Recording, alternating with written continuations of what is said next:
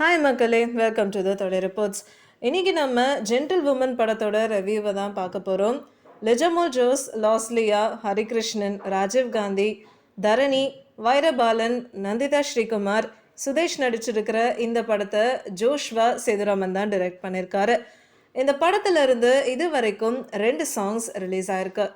படத்தோட டைட்டிலுக்கு ஏற்ற மாதிரியே இது ஒரு ஃபெமினிஸ்டிக் அப்ரோச்சில் தான் கதையை எடுத்திருக்காங்கன்னே சொல்லலாம். இந்த படத்தோட டைரக்டர் பேசும்போது ஜென்டில்ன்ற வார்த்தை ஆண்களுக்கு மட்டும் கிடையாது, பெண்களுக்கும் தான் சொல்லியிருக்காரு. பொண்ணுங்களை பற்றி சொல்கிற குற்றங்கள் எல்லாமே அவங்களோட உடம்பு சார்ந்து தான் இருக்கும். அதுக்கு காரணம் பொண்ணுங்களை பொருளாக பார்க்கறது தானும் ஷேர் பண்ணியிருக்காரு. இந்த விஷயத்தை விவாதிக்கிற மாதிரி தான் இந்த படம் இருக்குன்னும், அதே சமயம் இது ஃபெமினிசம் படம்னு சொல்ல முடியாது. ஏன்னா சொசைட்டியில் நடக்கிற உண்மையான சம்பவங்களை பேஸ் பண்ணி தான் நாங்கள் இந்த படத்தில் கொண்டு வந்திருக்கோம்னு ஷேர் பண்ணியிருக்காரு. ஸோ வாங்க இந்த படத்தோட கதை என்னன்னு பார்க்கலாம். ரிலேஷன்ஷிப்பில் வர காம்ப்ளெக்ஸான விஷயங்களை தான் மெயினான விஷயமா இந்த படத்தில் கொண்டு வந்திருக்காங்க. ஒரு ஹஸ்பண்ட் அண்ட் ஒய்ஃப் இருக்காங்க. திடீர்னு ஒரு நாள் இந்த பொண்ணோட ஹஸ்பண்ட் காணாமல் போயிடுறாரு. இவரை கண்டுபிடிக்கிறதுக்காக போலீஸ் அவங்களோட இன்வெஸ்டிகேஷனை ஆரம்பிக்கிறாங்க. அப்போ தான் இந்த பொண்ணோட ஹஸ்பண்ட் கிட்ட ஒரு கிளையண்ட் வந்துட்டு போயிருப்பாங்க. அது ஒரு பொண்ணு அண்ட் மோரோவர் அவங்களுக்கு கல்யாணமும் ஆயிருக்காது. அந்த பொண்ணுக்கிட்ட இந்த ஹஸ்பண்டை பற்றி விசாரிக்க ஆரம்பிக்கிறாங்க.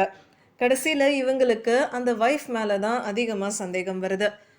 என்னதான் தன்னோட ஹஸ்பண்ட் காணாமல் போனாலும் அவங்களோட எக்ஸ்பிரஷன்ஸ் எல்லாமே ரொம்ப காமாக இருக்கும். ஒரு சின்ன பதட்டம் கூட அவங்க ஃபேஸில் தெரியாது. அதனால இவங்க ஏதோ ஒரு விஷயத்த மறைக்கிறாங்க. அப்படி இல்லைன்னா ஹஸ்பண்ட் எதுக்காக காணாமல் போனாருன்றது இவங்களுக்கு தெரிஞ்சிருக்கணுன்ற மாதிரி போலீஸ் ஒரு முடிவுக்கு வராங்க. ஒருவேளை ஃபினான்ஷியல் காரணமாக கூட அந்த ஹஸ்பண்ட் காணாமல் போயிருக்கலான்னு போலீஸ் யோசித்தாலும் ஒய்ஃபோட பிஹேவியர் மேலே தான் இவங்களுக்கு அதிகமான சந்தேகம் வருது.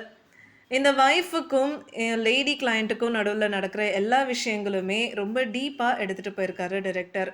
நிறைய ட்விஸ்ட் எல்லாம் வச்சு கடைசியில் என்னதான் நடந்ததுன்றதை வச்சு தான் படத்தோட மீதி கதையே நகருது.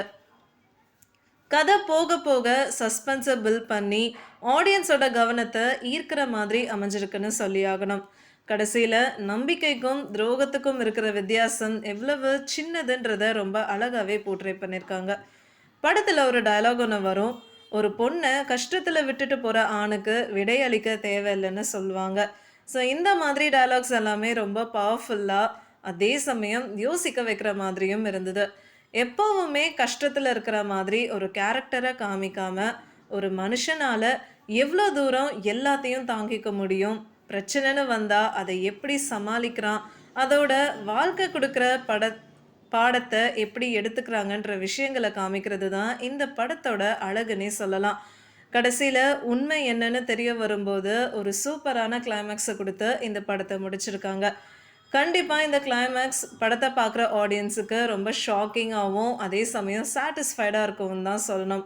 ஒரு பொண்ணை எடுக்கிற சாய்ஸஸ் அவளோட இன்னர் ஸ்ட்ரென்த்தை போர்ட்ரை பண்ணி காமிச்சிருக்காங்க. இது ஒரு பொண்ணை ஏமாத்துறதோ இல்லை அவள் பர்சனலாக ஒரு விஷயத்தை இழந்துட்டான்ற மாதிரி நெகட்டிவ் ஷேடில் காமிக்காமல் ஒரு பொண்ணு தன்னோட லைஃப்பில் வர எல்லா பிரச்சனையையும் எப்படி கடந்து வரான்ற அந்த பொண்ணோட பியூட்டிஃபுல் ஜேர்னியை காமிக்கிற விதமாக தான் இந்த படம் அமைஞ்சிருக்கு. ஒரு குட் ஃபீல் மூவின்னு தான் நான் இதை சொல்லுவேன். கண்டிப்பாக இந்த படத்தை உங்கள் ஃப்ரெண்ட்ஸ் அண்ட் ஃபேமிலியோடு சேர்ந்து தியேட்டரில் போய் பார்க்குறதுக்கு மிஸ் பண்ணிடாதீங்க. உங்களுக்கு இந்த வீடியோ பிடிச்சிருந்ததுன்னா லைக் பண்ணுங்கள், ஷேர் பண்ணுங்கள், சப்ஸ்கிரைப் பண்ணுங்கள் அண்ட் மறக்காமல் கமெண்ட் பண்ணுங்கள்.